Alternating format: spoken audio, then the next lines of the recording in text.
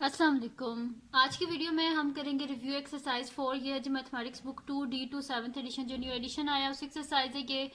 और इसका हम करेंगे जी क्वेश्चन नंबर 1 करेंगे, जिसमें हमने क्या करना है, एक्सपेंड करना है जो गिवन एक्सप्रेशंस है उनको। ठीक है जी। और चैप्टर नंबर 4 जो है वो पहले पूरा सॉल्व कर चुकी हूँ।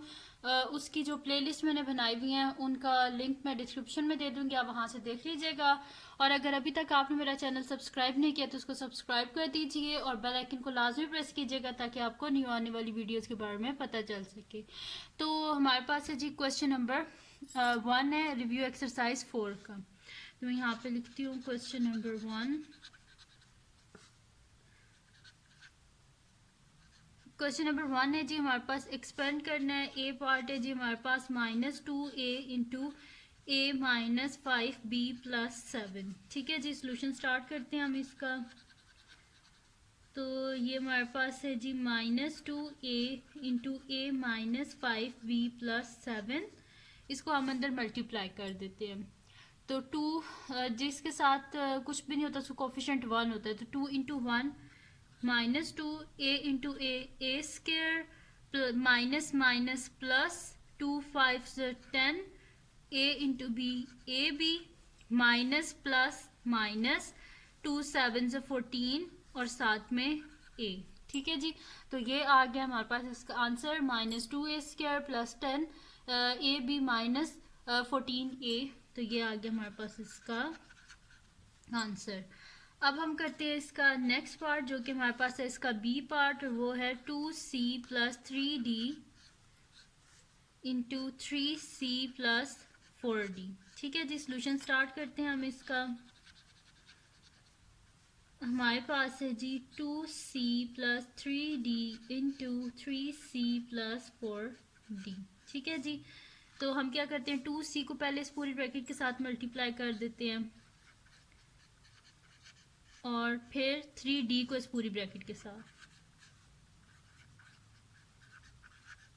देखिए, जब आपने ऐसे दो ब्रैकेट्स हो ना, इनको आपने आपस में मल्टीप्लाई करना हो तो फर्स्ट जो ब्रैकेट होती है उसके एलिमेंट को ऐसे स्प्लिट करके साथ मल्टीप्लाई कर लिया करें। जैसे कि 2c प्लस 3d को हमने मल्टीप्लाई करना था 3c प्लस 4d को, तो मैंने पहले 2c लिखा, फिर ये वाली पूरी ब्रैकेट लिख दी, फिर प्लस 3d लिखा, फिर ये वाली पूरी ब्रैकेट। जो साइन होगा वो इसके साथ आपने लिखना है। यहाँ पे प्लस था तो मैंने प्लस लिखा, अगर माइनस होता तो मैं यहाँ पे माइनस लिखती। अब इसको हम अंदर मल्टीप्लाई कर देते हैं। 2 3 क्या हो जाएगा मेरे पास 6 c into C square plus plus plus 2 4 8 c into D plus 3 into 3 9 d into C D या डी सी ए की बात होती है, लिखने मल्टीप्लाई हो रहे हैं, plus plus plus 3 4 12 d into D square. तो ये हमारे पास हो जाएगा 6c स्केयर।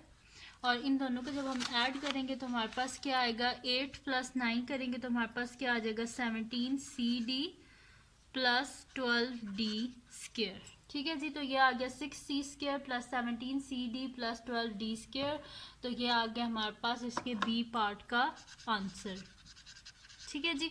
इजी से ये क्वेश्चन है, जस्ट जो है ना 2-2 मिनट में ये हो जाते हैं। इजी से ये क्वेश्चन जस्ट सिंपल आपने मल्टीप्लाई करना है इनमें। ठीक है। अब हम करते हैं इसका नेक्स्ट पार्ट जो कि हमारे पास है इसका सी पार्ट।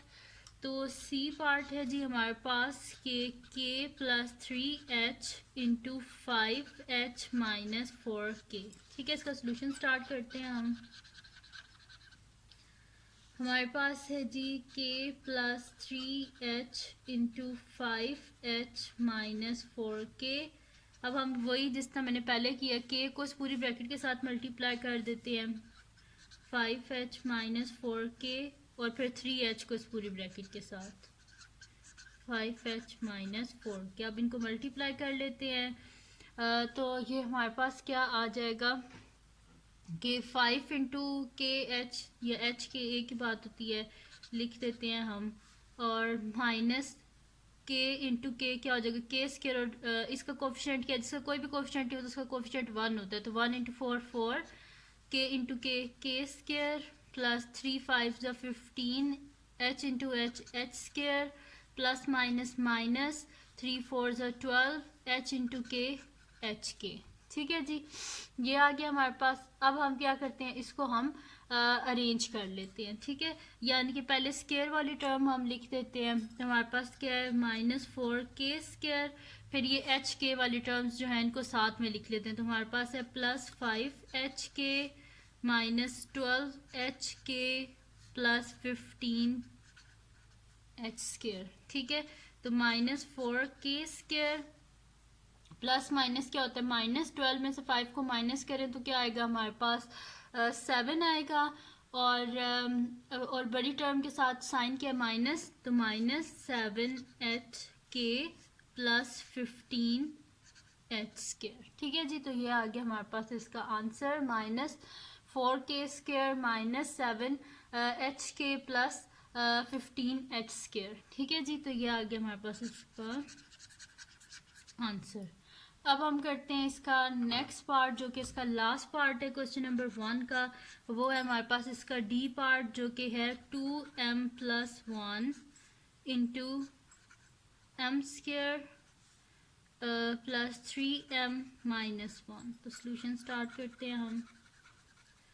हमारे पास है जी ये कि 2m+1 इंटू m² +3m-1।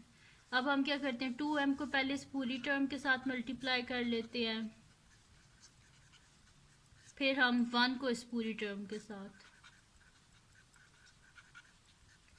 तो ये हमारे पास हो जाएगा कि 2m इंटू m² क्या हो जाएगा, 2m³। ठीक है, plus plus plus 2 3 6, m into m² plus minus minus 2m into 1 2m plus 1 into m² plus plus plus 1 into 3m plus minus minus 1 into 1 1। अब हम क्या कर लेते हैं, अरेंज करके लिख लेते हैं। सबसे पहले क्यूब वाली टर्म, फिर स्केयर वाली टर्म, फिर जो है जिसकी पावर 1 है यानी कि खाली m वाली टर्म, और फिर कांस्टेंट। तो 2m³, फिर अब स्केयर वाली टर्म हम लिख लेते हैं। तो हमारे पास क्या आ जाएगा, +6m² +m², और फिर ये वाली लिख लेते हैं -2m +3m-1। ठीक है, पहले क्यूब वाली, फिर स्केयर वाली, फिर m वाली टर्म, फिर कांस्टेंट टर्म। तो ये हमारे पास आ जाएगी कि 2m³ सही है। तो मैं यहाँ पे लिख देती हूँ 2m³ plus 6 + 1 7m² plus minus minus 3 में से 2 गए तो क्या आता है, 1 आता है। और बड़ी टर्म के साथ हमारे पास क्या है, प्लस है, तो उस वजह से प्लस आएगा, प्लस m और -1 एज इट इज, क्योंकि कोई और कांस्टेंट टर्म नहीं है। तो ये इसका मतलब है हमारे पास इसका आंसर है। ठीक है जी, तो ये आ गया हमारे पास इसका आंसर। इजी से ये क्वेश्चंस है, मुश्किल बिल्कुल नहीं है। बस आपने जो है ना सिंप्लीफाई करना है, जहाँ तक होता है बस वहाँ तक सिंप्लीफाई कर देना और आपके पास आंसर आ जाएगा। तो इजी से क्वेश्चन है। तो अगर ये वीडियो आपको पसंद आई हो तो इसको लाइक कीजिएगा, मेरे चैनल को सब्सक्राइब कीजिएगा और बेल आइकन को लाजमी प्रेस कर दीजिएगा, ताकि आपको न्यू आने वाली वीडियोस के बारे में पता चल सके। और अपने फ्रेंड्स के साथ भी इस वीडियो को शेयर कीजिएगा और उनको भी बोलिएगा वो सब्सक्राइब कर दें। और दुआओं में याद रखिएगा। अल्लाह हाफ़िज़।